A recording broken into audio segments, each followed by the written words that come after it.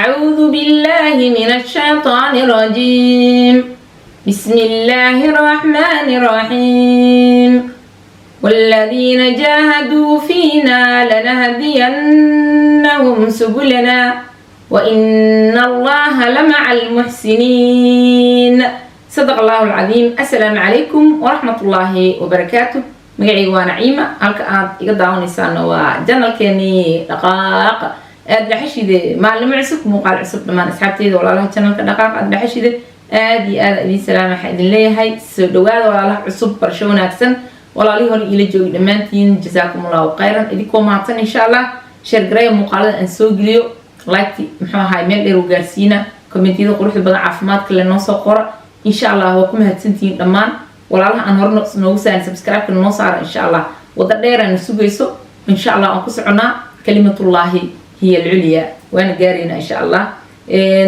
muuqaalkayga maanta sidaad ku soo aragteen wuxuu qaabilsan yahay macnaha commentiga aan rabaa inaan aqriyo kadibna wixii aan ka dhigi lahaa insha Allah aan ka iraahdo ilaahay qofkan wuxuu isoo qoray yani walaalaha ka tirsan janalka dhaqaaq aad dhaxashida waaye نعيمو أبايو واد مهتسن تحي كومنتي كان كو يمد نعيمو أبايو واد مهتسن تحي ما شاء الله أبايو وحان أركي وحبير سنة قفكان أبايو وحان أركي كليب آت ليضهي نينك ناكالي قورسدا باحي هايسا درتيد أيو قورسدي معناها أنا هاد كور صوت وبسومان أو كسو هادلي قفكان ماركا كليب كاسان أركي أبايو نعيموي معناها ان قاعده درتيد ايو u guursaday adoo leh macnaha ninka diina kale u guursado baahi haysa darteed ayuu u guursaday taas sax ma aha ay dhahday laakiin wax walba waa qadar rabbi gabdho badan ayaa ka xanaaqay bal ka soo hadal xabiibti ay isoo qorto qofkan ma sha Allah commentiga waa uga mahad celinaa maxaa yeelay waqtiga ku bixisay wixii markaas ka dhex guuxayeen way la wadaagtay oo saasoo kale aad u qurux badan tahay qofku wixii ka dhex guuxay inuu kula wadaago si uga jaahil baxo anigana uga jaahil baxo inkastoo hadaladeedu mar walba ay cadcad yihiin oo ay ahayn wax uu qofka uu fahmi weynaayo ma garanayo qofka haddii markaas af Soomaali uusan garanaynin oo kaleento oo hadalka aan ku hadlaayo si qaldan inuu u fahmo kadibna si qaldan uu uga soo falcelinayo macnaha comment xal isoo gaaro kale oo qofkiisii comment dheer uu soo qoray oo macnaha Naciimo adiga waxa waaye eraya oo yani xadgudub ah ku jireen kadibna waxaan ogaaday qofkaas wixii aan ka hadlayo dhanba micnaha meaning-ka meesha aan ka hadlayo inuusan fahmin oo xabad ka garanaynin sababtoo wuxuu ku soo qoray meesha English ku soo qoray muxuu ahaa community-ga waa ku dhex jiraa kan waa ku wixaysan video-gi shay aan soo duubay wuxuu fahmay qalad oo ah macnaha aniga dadkii aan isla imaanay aan dhahay xilligii muuqaalka shal waha kaas xilligii aan isla imaanay taariikhda qorays waxaan markaa inta ka soo hadlaay dadka aan ka hadlaay 2 iyo 3 on aniga ashuun ugu edamay ma ah public waa meesha aan fadhiyo oo dadkii aan isla imaanay iyo macal dadkii kaleenta ugu imaanay iyo kulli liga daawanayo halkaan ligooda fiirsanayo ma ahan macnaa wax ashuun aan ku edamay ma soo geliyo waxaan ashuun rabina ugu la edamo mana aqaanibo ashuunka edanka kadib waxaan dhahay aniga wixii ugu muhiimsanaa oo markaas aan soo gatay ayaan sheegay iyo meesha markaas aniga ay targetkaygu ahaa ayaga ka warqabo marka ay imaadaan idii jiri ma gadanaysid miyaa miis ma gadanaysid miyaa kursi ma gadanaysid miyaa muxuu ahaa dahay alaabo waa la dalbooya ma lagu dalbaay miyaa meelahaas laga xareynooya xagga taano markii ka dambeysay kombiyuutarada soo dhigtaano ilaa qof walba uu soo gadana laakiin anigu waxaan ka hadlay tayda marka imid wixii iigu horeeyay oo aan gatay taasay ahayd oo dadkii ila yimid oo dhan way ka warqabaan midda aan ka hadlay taas ma ahayn ma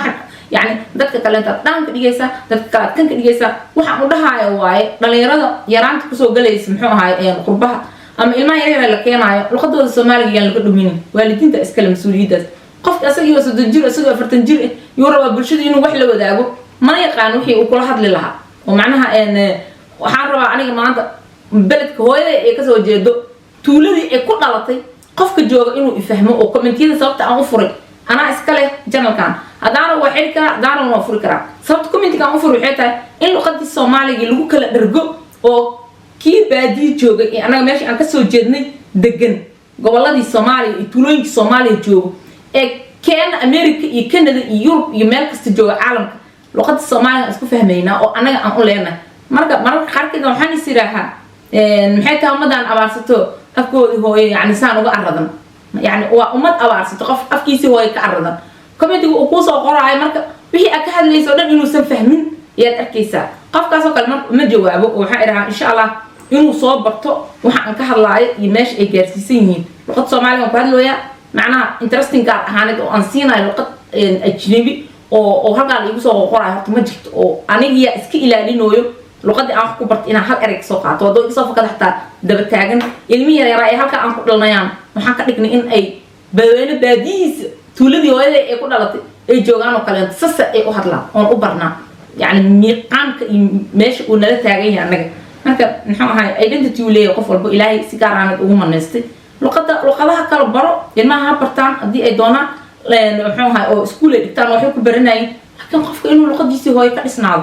aad u wanaagsan tahay adoo gar leh adoo qof weyn oo hooyo horeer leh ina maanta af Soomaaliga aad aaba markay imaato aad umada la soo hor istaagtid aad ay farxumo tahay marka qof noocaas u qaldan uu jiray xal oo kaleento iyo saakay soo idingareeyay hadana soo bedelay muxuu ahay commentiga uu soo qoray waa arkay laakiin marba haduu ku leeyahay 5 sano ku imid muxuu ahay qurbihi kadibna luqadii Soomaaliga uu san ku cilbixi karin dadkaas oo kale waxaan ilaahay insha Allah dadka noo baahan waay inaan meeshan maalin walba soo fadhiisano commentiga soo noqonayna marka macnaha dad badan macnaha qadar rabiyeedo ay tahay gabdho badan ayaa ka xanaaqay balka soo hadal ay iraado moogta qofkan walaal haddii aan ka hadlo commentigan oo xogaa aan soo gaabiyo waxa aan ka soo hadlaayo koogu horo waxaan ka fiiriyaa waxaan ilaahay raali mukay haday taa waa ka soo hadlaa wax macnaha si gaar ahaaneed ilma adeertaydi iyo qaraabadaydi iyo asxaabtaydi iyo dadkii si gaar ahaaneed aan isla kornay aan leeyahay haddii aad ka hadashid dadkaas ama ceeb u arkaan haddii aad ka hadashid dadkaas ama muxuu ahaa ay ka xanaaqaan aan usoo fariista ma jirto horto waxaan ilaahay raali maka yahay cidii xanaaqaysa macnaha aniga si gaar ahaaneed cid aan yani u dhaxaayo adiga aan ku heestaa ma jirto waxa soo badatay kelimad ah macnaha waa ugu waalanaysaa muxuu ahaa way ugu waalanaa qofkan taas nabiga muxuu ahaa sallallahu alayhi wasallam xilligii uu muxuu ahaa intuusan nabadnimada lagu soo dejinin fi suuratu nuun qofkii muxuu ahaa si fiican aayadaha inta ugu horeysa soo barto oo tafsiirkeeda dhageysto ciduu la socon lahaa ciduu ku dayan lahaa ciduu raaci lahaa wuu fahmaa oo aadan loo kala dhigdhigaa cid la rabo inaad ka digtoonaatid oo ka carartid cidii aad la saaxiibi lahayd oo aad ku dhawaan lahayd waxa dhacdaa marka muxuu ahaa in culimadii iyo macnaha tafsiiradii aan la dhageysanaynin kadib qofkii inta soo fadhiistay damcay inuu xaq ka hadlo aad loo muxuu ahaa loogu xanaaqayo lala dagaalamayo lala waxeenayo qofkaas oo marka aniga aan ka mid ahay waxyaabaha iga go'an maxay tahay ilaahay raali maka yahay qofkan wuxuu ku hadlaayo ama uu ku soo qoraayo ama uu kaaga xanaaqayo waa wax ilaahay raali gelinayo laakiin asaga cari gelinayo anita iron marka in aan dadkii raali gareeyo ma iron masina ilaahay raali gareeyo iron ilaahay inaan raali gareeyo waxa ii daran in dadkii oo dhan ay daba shablayaan ilaahay agtiisana aan waxba la iiga qorayn zero ka taas ay daran ilaahay agtiisa hadii la iiga qoraayo ajir fara badan nugsoonhan aaminsanahay waxa aan ku socdo inay saxiyin ilaan ilaahay caloosheedu daalacana dadka kale aniga waxa ma arkaayo sababtoo waxa aan ku hadlayo waa xaq dad haduu dhibo dad qanciyo oo qurux badan oo arinkaas jecel jiro marka gabadhan walaasheedu waxaan leeyahay jazakallahu khayr macnaha ina ila wadaagtay commentigan caloosha qofka wixii ku jiran inuu ku soo gudbiyo kula wadaago sidaan oo kale ku wanaagsan tahay ku qurux badan tahay marka midii marka aan soo noqdo ereyga ah oo soo batay qofkii ku garanayna xataa ku dhaha muxuu ahaa waxa waa igu waalo maxaa ka waalna adduun meel aad sugantahay ka joogtid ma aqaan sababta aan ku waalna maxay taas marka daliil waxa uu ah xaqa iyo diinta markii aad wadid macnaha ereyada ka hor imaanayo mid ugu horeey waa kaas oo maxaa yeelay ilaahay aan noo sheegay nabiga sallallahu alayhi wasallam wixii ugu horeey lagu yiri markii nabadnimada la siimay uu waalan qofka markii xaq u sheegtid marka wuxuu ku dhaha waa waalanta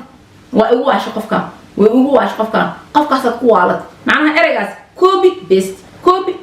waa iska wada copy-yeesti qof aad garanayna wuxuu ku dhaha qofkan way ugu waasho waa ugu waalna qofkan ma ku yaqaan duug meel ugu soo caalam meel ka joogto ma yaqaan laakiin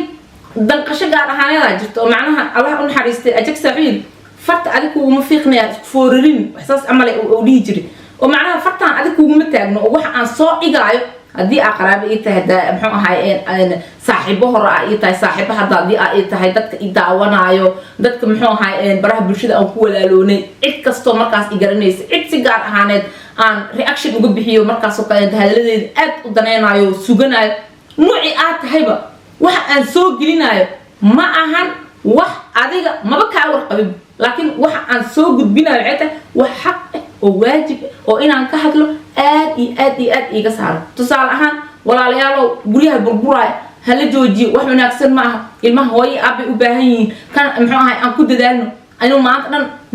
dhan ninka aad ninku guursa ninka aad hadii xataa la calafki uu dhamaado xoogaa ceebta hal asturo hal isku soo dhawaado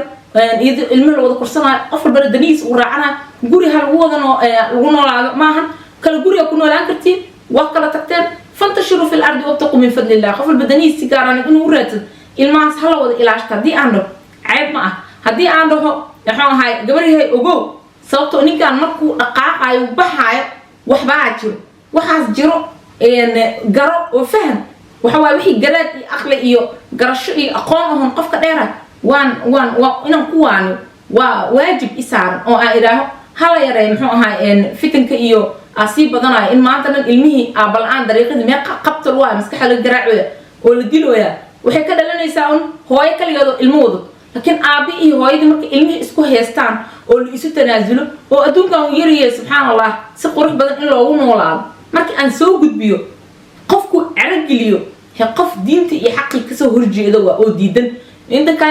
إن كان عدي ها ناكل وبورسنايو دوب كسو بيحي كرو أنا ما بنيني ربي جي أبورتا أو بني تاسن حاجة إنه في جناد أول فهم مركي أنا إذا مرك إن سجل ما مركي أنك هذا إن فرتي قفكي وسكسو فورريو سبريت كيو كلام مركي أنك سو هذا قفكي فرتي وسكسو فورريو مركي أنك هذا محوا هاي إن المها أبياش كلام مجا على ودرايو كله أو أبد ذو مجي عيسى للصينة ها خفا سد حنين لبني جورسنيس المي أو كلا الشيء هل أبو أبو أترينيسا حرام دين تماقل والنبي صلى الله عليه وسلم أي أيدي أهد ما كان محمد أبا أحد من رجالكم ولكن رسول الله وخاتم النبيين معناه النبي محمد صلى الله عليه وسلم ما أهين قف أبيه معناه صحابة كمية وحاسة مركي أنك سو هذا ضد يدي بيسا أو مركز إسله نعيمة أذيك وقرنيسا أمي أذيك عوضة ماي وح أن دعوة أن بدونه هو وعندها ولا يالو قف عنق إنه أبيه لو أبتري أي حق أبيه لو أبتري سبريت كده ده كود دقيق مركي أن سبريت كسو هذا dada marka farti isku fiiqay oo si gaar ahaan u dhahay marka ana ugu waalata bilaabanaysa marka waxa kale ka hadla waxyaabo far badan markaas bulshada aanu arko in ilmiga Soomaaliga loo kordhiyo muxuu ahaay rag iyo dumarkii daraado kale aan ka soo hadlayo kale labada wax way dhacaan labada fidnada dulmiga iyo dhibaatooyinka way wadaan sidee bulshadii loo qurxin karaa oo loo wanaajin karaa in nolosha quruxdeedii iyo wanaageedii iyo tusaaleynteedii iyo waxaas la tusamahan in negative lagu socdo wax ma qurxiyaan marka erayada soo noqonayo imaanayo waxay tahay markii aad yani reaction bixisidoo kale ama aad hadashid in qofkii uu asaga farta isku soo fiiqayo dhahay anikaas la iga wadaa naciim la iga wadaa ma ogiba meela ku noosha waxa aan ka soo hadlayo wax aan u jeedo inay bulshada dhibaato yani aan dhamaanaynin ay ku dhex taalo marka adadii macnaa si gaar ah arimaas ay ku duraayiin erayada waad isticmaali kartaa oo ah هذا إلا وفهم تساس إن والجا حناقة ووالتي وحكوا والتي النبي أنت نبي نمد القصود الجنين صلى الله عليه وسلم والأمان جد صديقه محمد أمينه قال أرك وحلا يهجر دعوتي يا محمد هاي دينتي مركي إلهي يعني وقصود ضيقه نعمة دوشة قصة صار محالي إلا الدين قفوا إلهي سي نعمة واي ما أنت بنعمة ربك بمجنونه إلهي معناها نعمة إلهي وكسية ودينت يضاق ذا نبي محمد ما أنت أديك متيد بمجنوني معناها مت قوة على معي متيد ونعمة إلهي والرب الله أو لو سيقول حنا ما هن لو مواش وقفكوا إلهي دين سي محبوب ذات كديري مركا حوجا إن شاء الله إن ساس نانت إن كومنتي كان أو في العليو وأنا راهو وحي مركز إن واجب هو دين تيجي سعرنا أن جذنايو